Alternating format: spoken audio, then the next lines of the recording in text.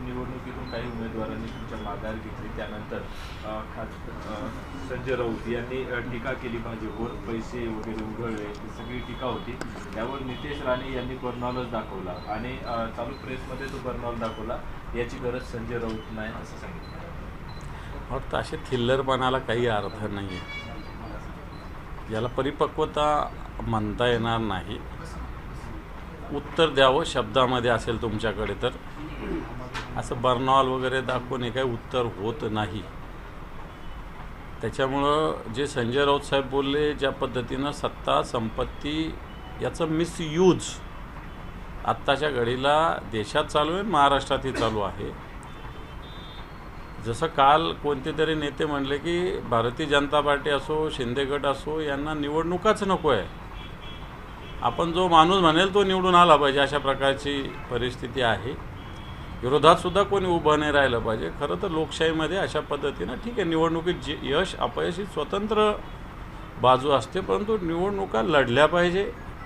हारणं जिंकणं स्वतंत्र विषय आहे. मतांची संख्या कमी असेल नाही तर जास्त असेल, आणि म्हणून त्याला अशा पद्धतीनं मग तुम्ही कशासाठी आता नितेश राणे कशासाठी दुसऱ्या पक्षाचा उमेदवार स्वतःच्या गाडीत घेऊन गेला. मग नितेश राणे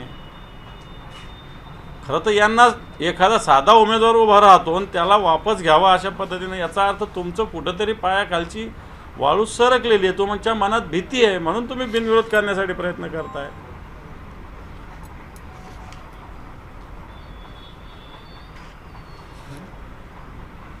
दादा, जिल्हा बँकेमध्ये आता महाविकास आघाडी विरुद्ध महायुती असं चित्र दाखवलं जात आहे. आणि यापूर्वी जिल्हा बँकेत तसं कधी नव्हतं. म्हणजे सर्वपक्षी एकत्र येऊन त्या बँकेच्या हितासाठी नाही, असाच प्रयत्न व्हावा. जिल्हा बँक ही काही राजकारणाचा अड्डा नाही. जिल्ह्यातल्या शेतकऱ्यांच्या हितासाठी लढणारी, काम करणारी ही बँक आहे. अशाच पद्धतीनं मागच्या जुने सगळे अध्यक्ष असतील, सुरेश पाटील असतील, रामकृष्ण बाबा असतील, जे कोणी अध्यक्ष होते, यांनी अशाच पद्धतीनं ही बँक सांभाळलेली आहे. तिथं राजकारण कधीच झालेलं नाही, येणाऱ्या काळातही होऊ नये. आणि म्हणून मला असं वाटतं याच्यात महायुती असो किंवा महाविकास आघाडी असो, हे आपले राजकीय निवडणुकीत या सगळ्या गोष्टी होत राहील, परंतु जिल्हा बँकेत मला असं वाटतं शेतकऱ्यांचं हित प्राधान्यानं लक्षात देऊन तिथं राजकारणाचा अड्डा न करता तिथली निवडणूक व्हावी, अशा प्रकारची आमची भूमिका आहे. नाही झाली तर आम्ही लढण्यासाठी सक्षम आहोत. बाळमाने यांनी ऐनवेळी निवडणुकीतून माघार घेतली, त्यानंतर आता राणे यांनीच त्यांना माघार घेण्यास लावली असं सांगितलं जात होतं. मात्र नारायण राणे यांनी बाळमानेवरच टीका केली की ते दर 5 वर्षांनी निवडणूक आली की असे निर्णय घेतात, असं त्यांचं. मला माहिती नाही बाकी, परंतु नितेश राणेंच्या गाडीमध्ये बसून ते गेले, याच्यातच सगळं काही दडलेलं आहे. जर अशा पद्धतीनं तुम्ही निवडून येता सगळं, आता तर मग कशाला बाळमानेला गाडीत बसून फॉर्म वापस घ्यायला घेऊन जायचं? कशाला घेऊन जायचं? लढू द्यायचं ना. डोणगावकर यांची देखील ऐनवेळी माघार झाली आणि आता त्यांनी असं सांगितलं की पक्षाने जी माझ्यावर कारवाई केली ती अंबादास दानवे यांनी सांगितलं असावं, कारण मी ऐनवेळी माघार घेतली त्यामुळे त्यांचा इगो हर्ट झाला असावा. नाही, मला तर माहीत पण नव्हतं. मी सामनामध्ये वाचलं. कृष्णा डोणगावकर माझ्या संपर्कात होते. कृष्णा डोणगावकरांना त्यांची इच्छा होती, आम्ही म्हटलं होतं इलेक्शन लढण्यासाठी, आणि त्यांची पण इच्छा होती.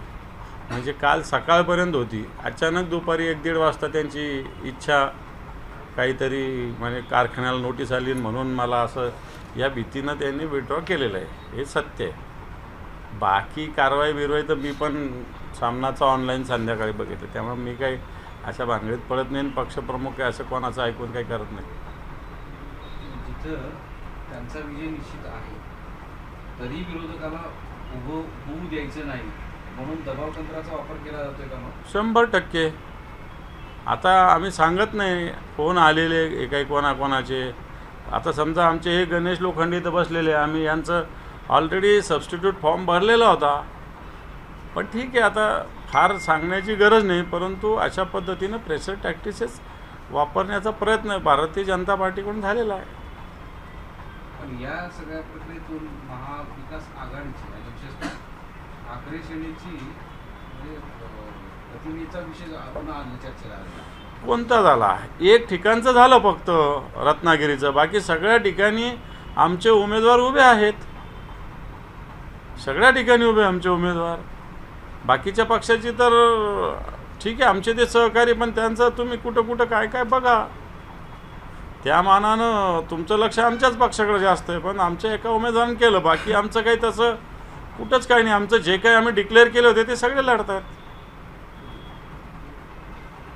आता एसटीचे दर वाढवण्याचा अंदाज व्यक्त केला जातोय. तसं सूचक वक्तव्य देखील प्रताप सरनाईक यांनी केलं. इंधन दर वाढल्यामुळं एसटी तोट्यात चालली असं त्यांचं मत. एस टी कधी फायद्यात होती? एस टी काय फायद्यासाठी चालवली जाते का?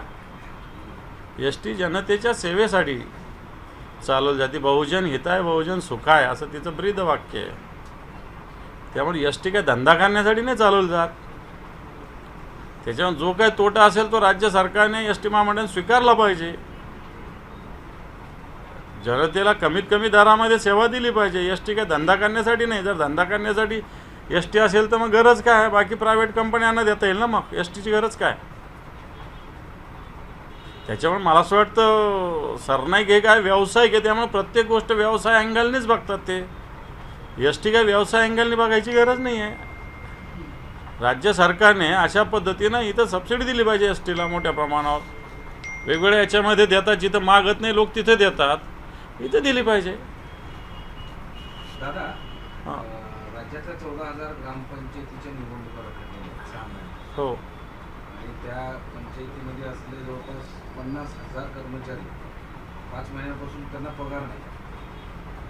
तर प्रश्न पडला आहे की या सगळ्या निवडणुका का रखडवल्या गेल्या, काय असं होतं आणि त्यांचे पगार का नाही कर्मचारी? खरं तर हा अतिशय गंभीर प्रश्न आहे महाराष्ट्रातला. 14,000 ग्रामपंचायतीच्या निवडणुका पेंडिंग आहे. मधल्या काळात प्रशासक म्हणून काही सरपंचांना तिथल्या सरपंचांना संधी दिली, परंतु या सरपंचांना कोणताही अधिकार नाही, फक्त नाव आहे सरपंचाचं.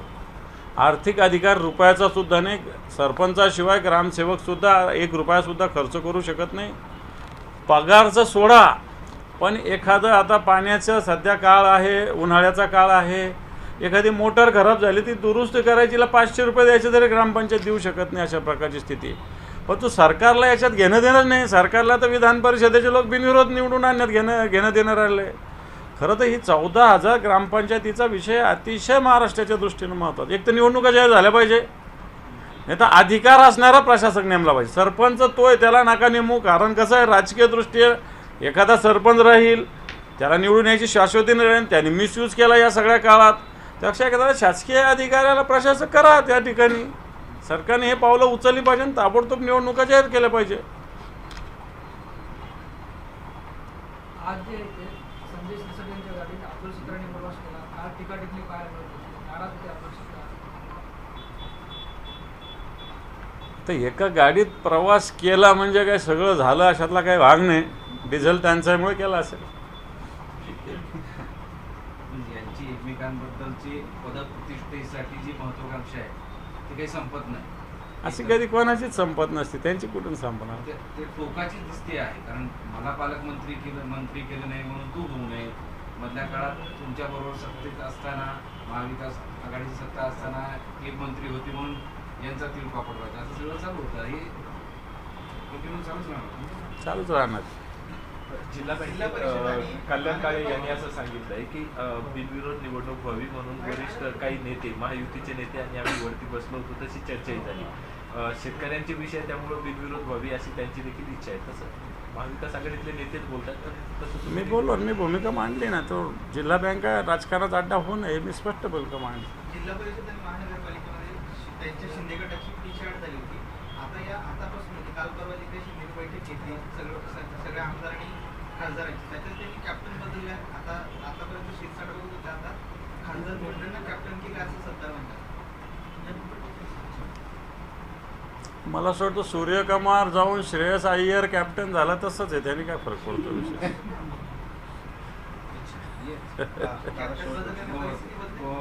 काय बदलत नसते. तुम्ही जयमहाराष्ट्राच्या एका कार्यक्रमामध्ये दोन्ही शिवसेना एकत्र यावं असं म्हणले होते, तर त्यावरती आता शिवसैनिकांच्या काय भावना आहेत सध्या? मी बोललो ना, आता रिपीट काय त्याच्यात? मी बोललो आता त्याच्यात काय, 4दा बोललो मी आता सगळी. सध्या शिवसैनिकांच्या भावना ते तुम्ही बघा, आता मला काय माहिती. मला नाही कोणी भेटले अजून.